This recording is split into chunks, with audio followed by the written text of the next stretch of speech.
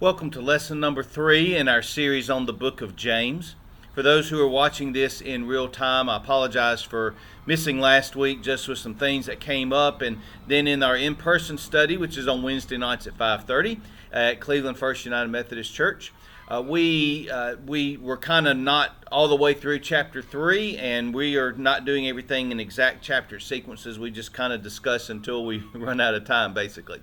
But I want to do something a little different here at the video lesson. So I wanted to wait until we gotten all the way through chapter 3 just to kind of go and give this particular video lesson on chapter 3.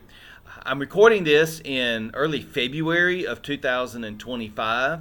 It is one of those days in Mississippi where it is going to be in the 70s, and it's just kind of muggy, but it's also very pleasant outside after some cold weather, at least cold for Mississippi. And so I decided to do something a little different today, and just kind of, after being inside a lot and just trying to be outside, and I hope that the background is, not too distracting. You may see my dog running back and forth across as well, and hopefully there are not too many other outside noises that will be distracting. But it was such a beautiful day, I kind of hated to be inside when I had a rare opportunity to be outside for a good while here in the month of February. As I said, we're in chapter 3. This lesson is on all of chapter 3, so let's go ahead and get started with it. Starting with chapter 3, reading verses 1 through 12. Not many of you should become teachers, brothers and sisters, for you know that we who teach will face stricter judgment. For all of us make many mistakes. Anyone who makes no mistakes in speaking is mature, able to keep the whole body in check with a bridle.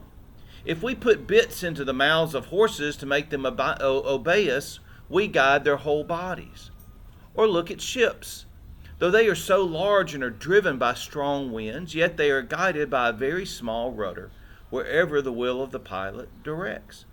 So also the tongue is a small member, yet it boasts of great exploits. How great a forest is set ablaze by such a small fire! And the tongue is a fire.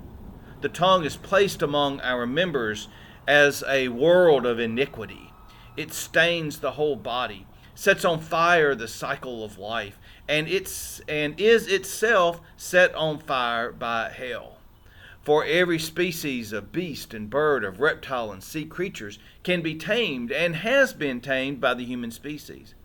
But no one can tame the tongue, a restless evil, full of deadly poison. With it we bless the Lord and Father, and with it we curse people who are made in the likeness of God. From the same mouth comes a blessing and a curse. My brothers and sisters, this ought not to be so. Does a spring pour forth from the same opening both fresh and brackish water? Can a fig tree, my brothers and sisters, yield olives, or a grapevine yield figs? No more can salt water yield fresh. Well, James has mentioned speech before in the first couple of chapters of the book, but here he gives his longest statement about the importance of taming the tongue, and he goes into great detail and different images and metaphors about how dangerous the tongue can be, how dangerous our speech can be. Now, he starts off by talking about the fact that those who are teachers have particular responsibility because of their influence on others.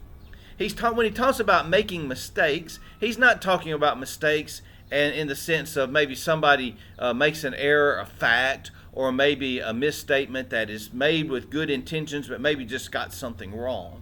No, what he's talking about is the kind of teaching that leads someone astray. And the inference is that this misleading is intentional. It's not just merely accidental remarks or an offhand comment. It's an intentional leading away. It's a misuse of the speech given in teaching. Now, those of us who are in positions of influence have a particular responsibility because of the reach of that influence. When I was in early years of my ministry in my late 20s, I was talking with a church member who was about the age that I am now, in late 50s. I made a remark about something dealing with behavior. Don't even remember the specific remark. And he looked back at me. He says, "Well, but he says, I understand that." He says, "But I expect my preacher to act better than I do."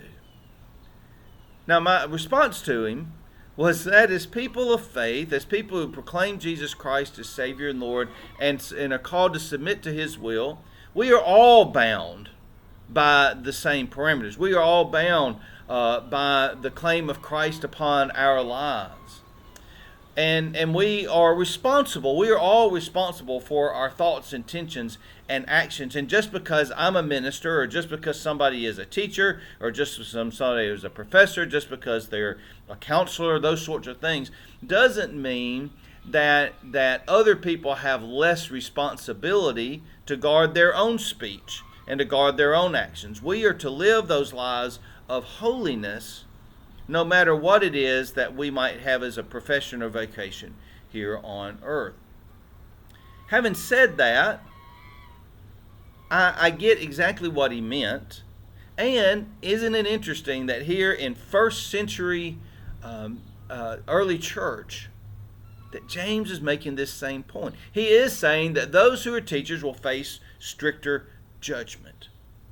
And of course, why does he say that? Because the potential impact and influence is greater. The reach is greater. I think about this video lesson and the number of people. I don't know who all watches it. I know several of you who watch, but I found out before that the video has been shared, or a worship service has been shared, maybe with other people, folks I don't even know, have never met. And somebody says, "Hey, I thought this was interesting. You might want to look at it." Or he makes an interesting point at minute 30 or whatever it is, and they share it, and it's just kind of out there.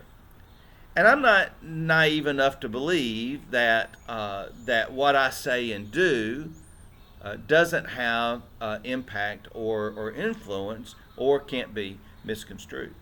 What he was getting at, and what James is getting at when he says those who are in positions of influence, those who are teachers, face stricter judgment, is that if this fella in that little country church did something wrong, and I did the exact same action, it's going to be much more noticed by the wider community if I do it.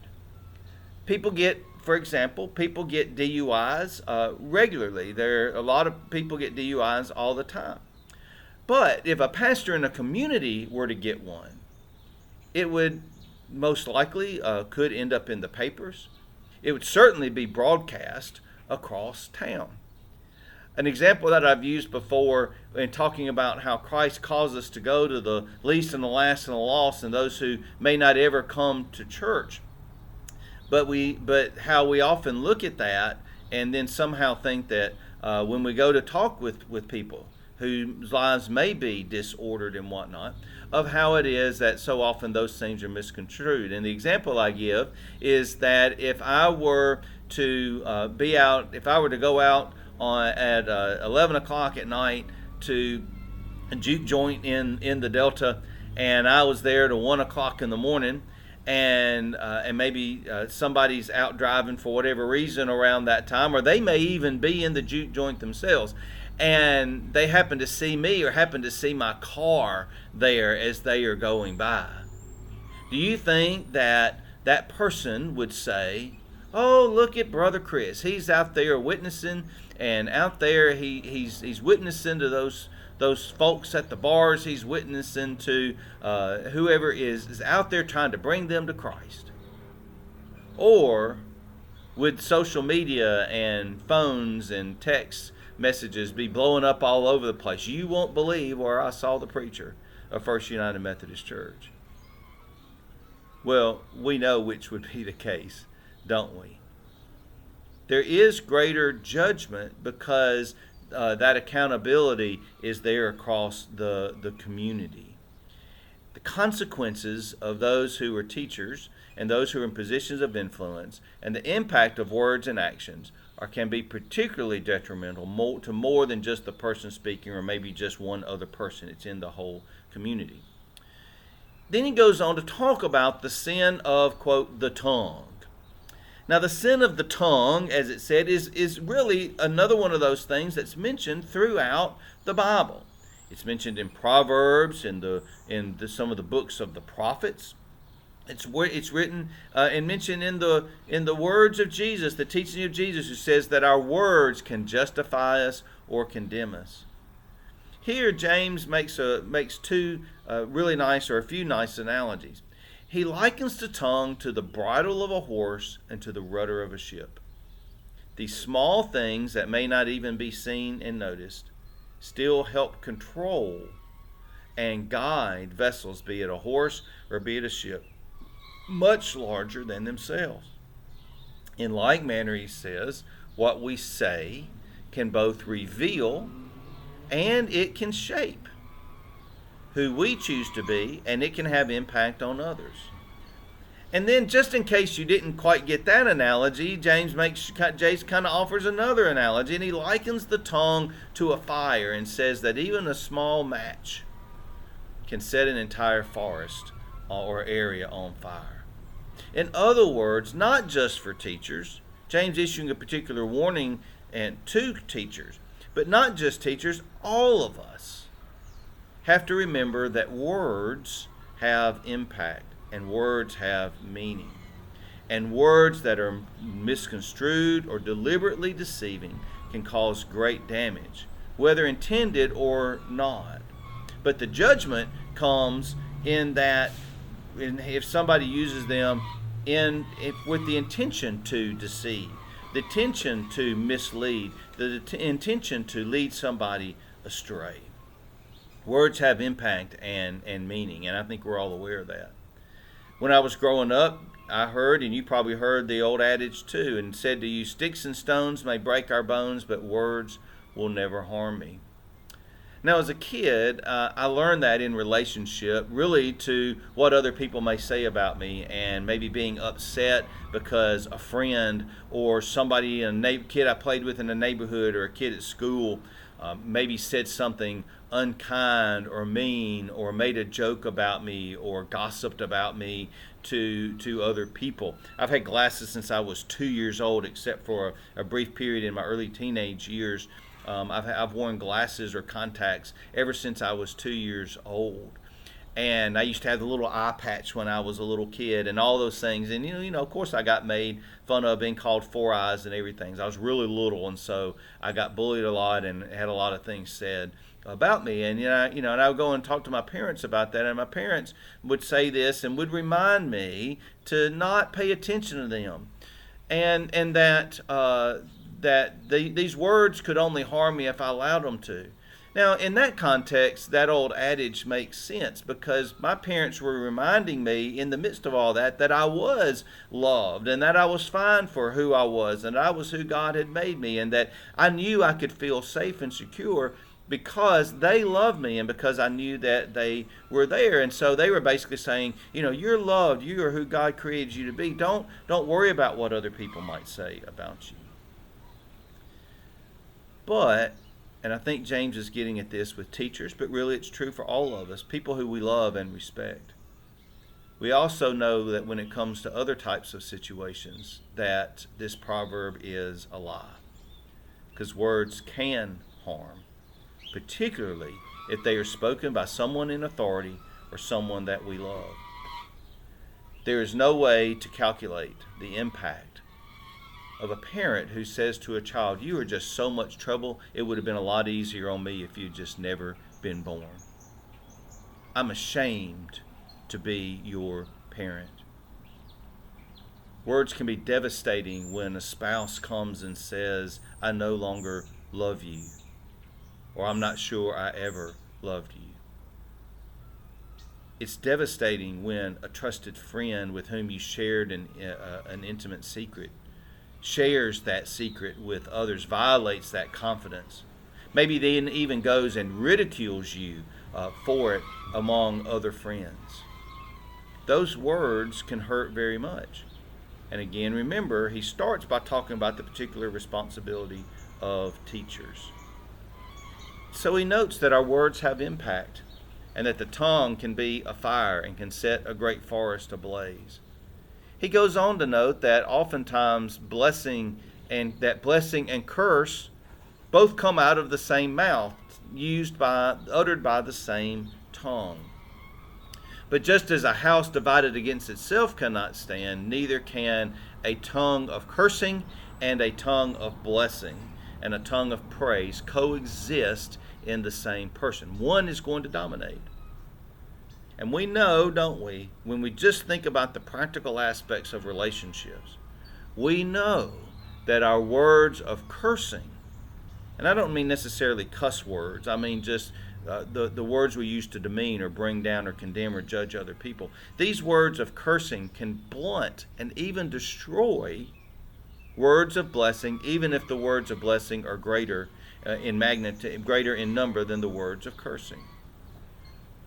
And he goes on to say, to make it a little more pointed, that not only can these words be destructive, what he's saying is, in effect, what he is saying is that the cursing is the real character and the blessing is what is false if you try to do both.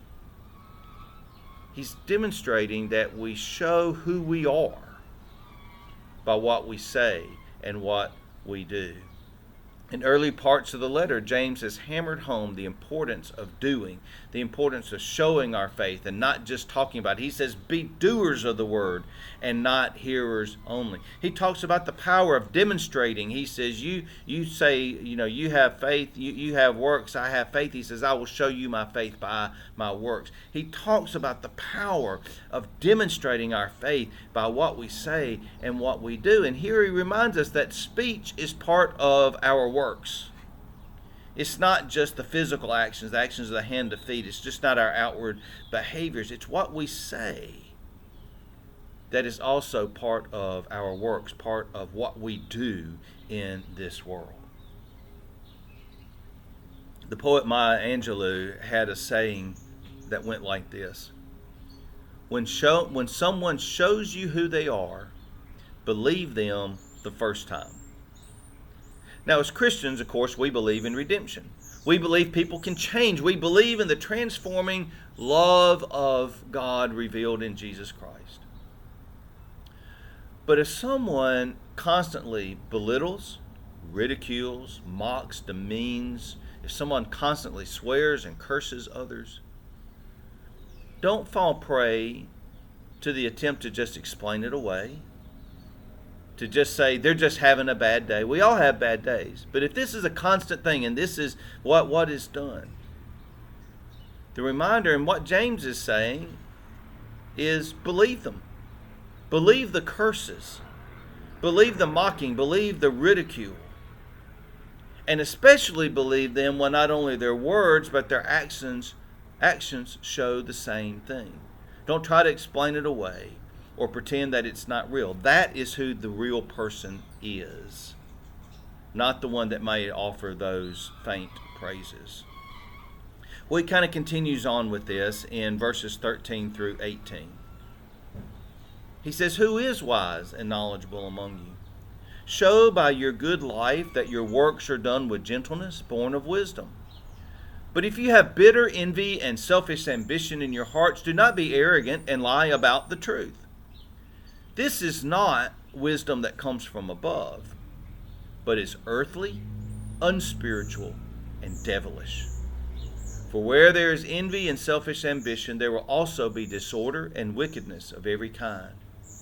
But the wisdom from above is first pure, then peaceable, gentle, willing to yield, full of mercy and good fruits, without a trace of partiality or hypocrisy. And the fruit of righteousness is sown in peace by those who make peace. James then continues on this theme, doesn't he, by talking about what upright character looks like. He gives a lovely phrase: show by your good life that your works are done with gentleness born of wisdom. Remember that Paul identifies gentleness as part of the fruit of the Spirit. And he says that it's born of wisdom. The wise person, you see, the mature person, doesn't overreact to everything done, good or bad. The wise person knows how to hold the tongue. The wise person knows how to offer words maybe of reproof and correction, but do them in love where they're received that way. The wise person, the mature person of faith, James is saying, is someone who is gentle, someone who is kind, someone who you know you can trust, someone out of whose lips and mouths comes blessing and support and encouragement and praise. These are the people, James is saying, who we are to look up to and emulate.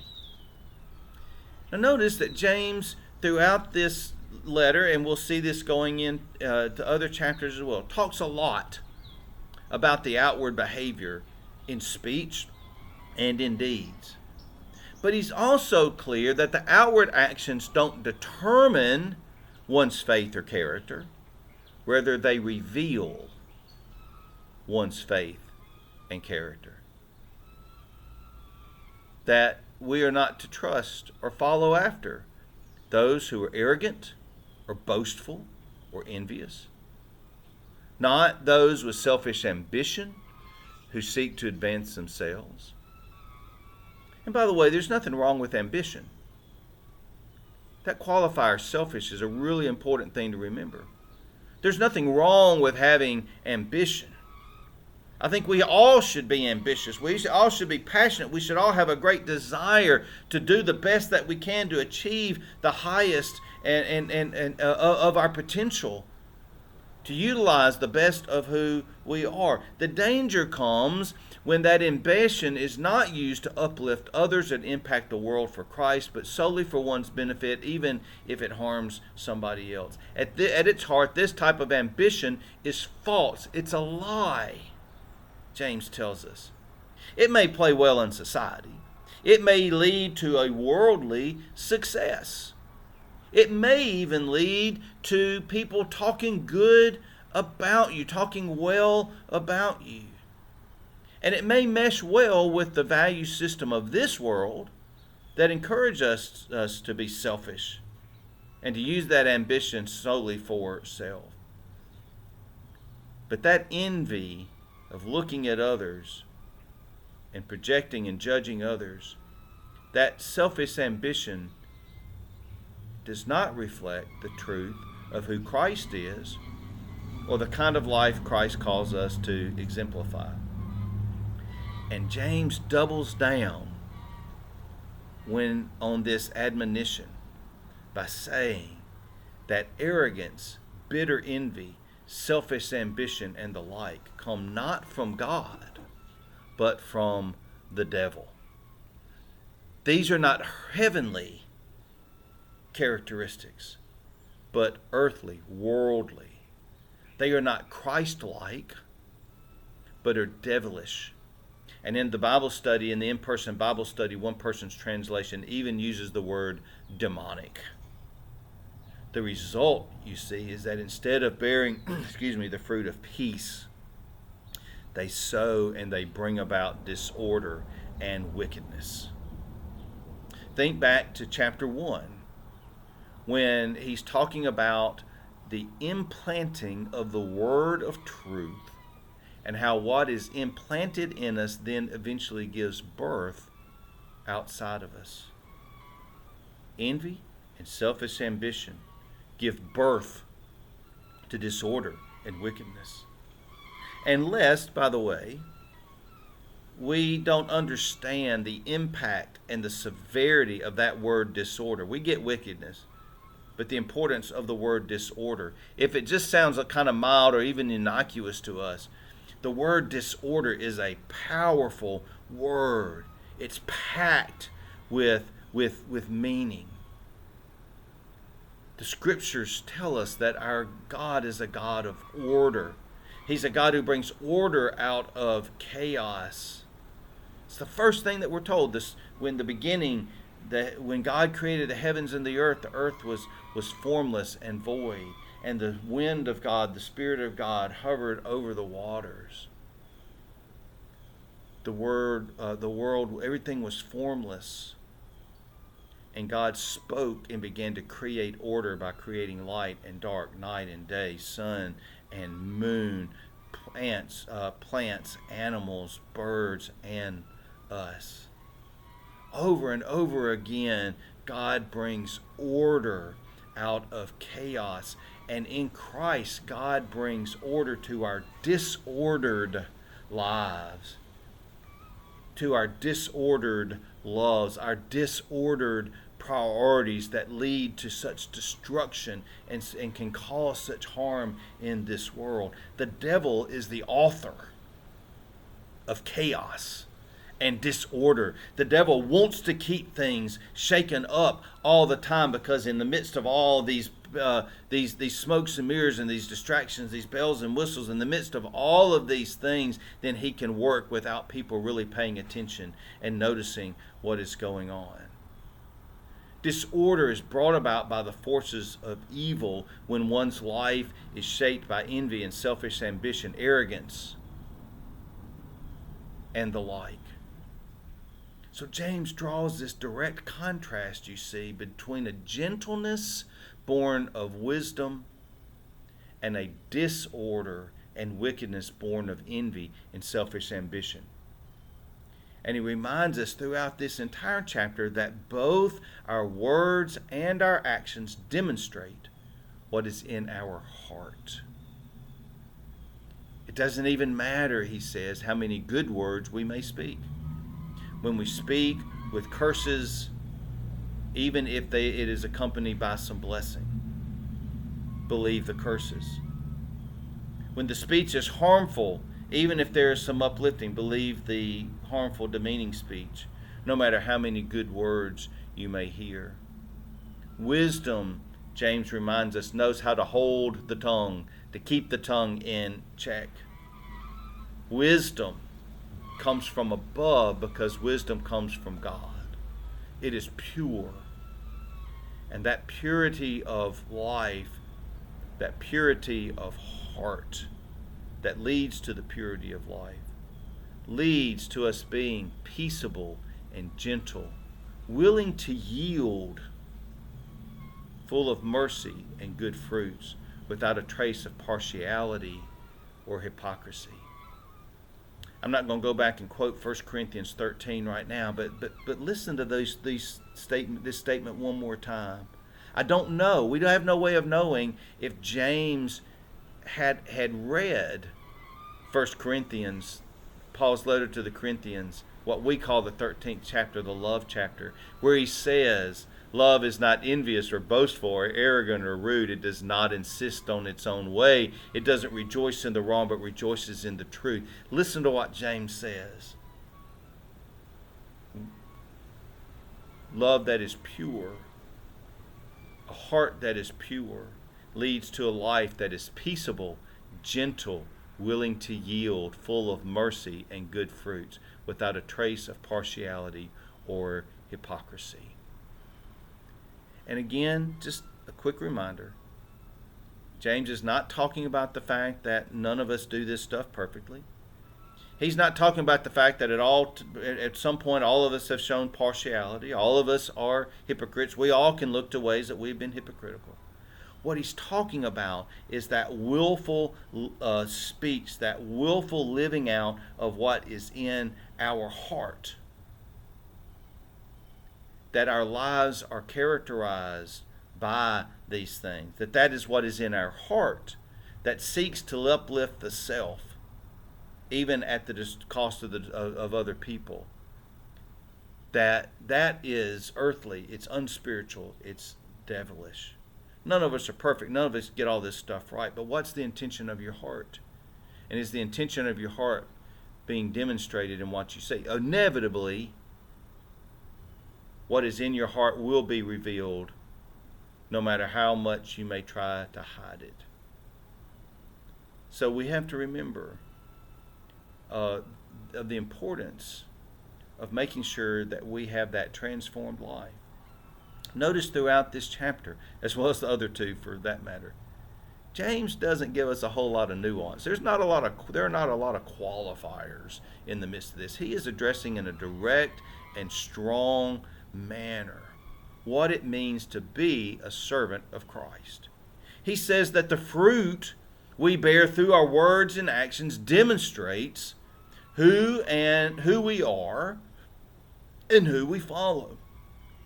As I've mentioned in earlier lessons, the attempt at times by different scholars and different preachers even to somehow draw a contrast between the emphasis of James on works and Paul's emphasis on the grace of God. It falls apart when we examine it further, doesn't it? James may be emphasizing and hammering home the importance of works, but it is always as a reflection of the transformed life, of the inner life and the inner heart that is transformed by that life in Christ, and it is out of all of that that our works flow. And he's also clear that our works include both our behaviors and our speech, the speech that comes out of our mouths. So in closing, I want to leave you with this question. Do your words and actions reflect a heart of arrogance, envy, one bordering on disputes and disorder that sows disorder, pride and selfish ambition? Or do your words and deeds reflect gentleness, kindness, love, humility, service, wisdom? Who are the people? Think about for a moment who the people are in your life, living or may have gone on to be with the Lord, who have had the most impact on your life in Christ, the ones who you look to and try to emulate. Which of these characteristics, sets of characteristics, did you see in them? What did they inspire you to do, and how did they inspire you to live? And so when it comes to your daily living out of your faith, what will others see in you? Thank you for joining with me. I invite you to continue in this series as next week we will move on to lesson number 4, which will be chapter number 4. Thank you for joining me today. God bless you, and I hope you have a great day in the Lord as you go and exemplify in your word and deed that transformed life of Christ. God bless you.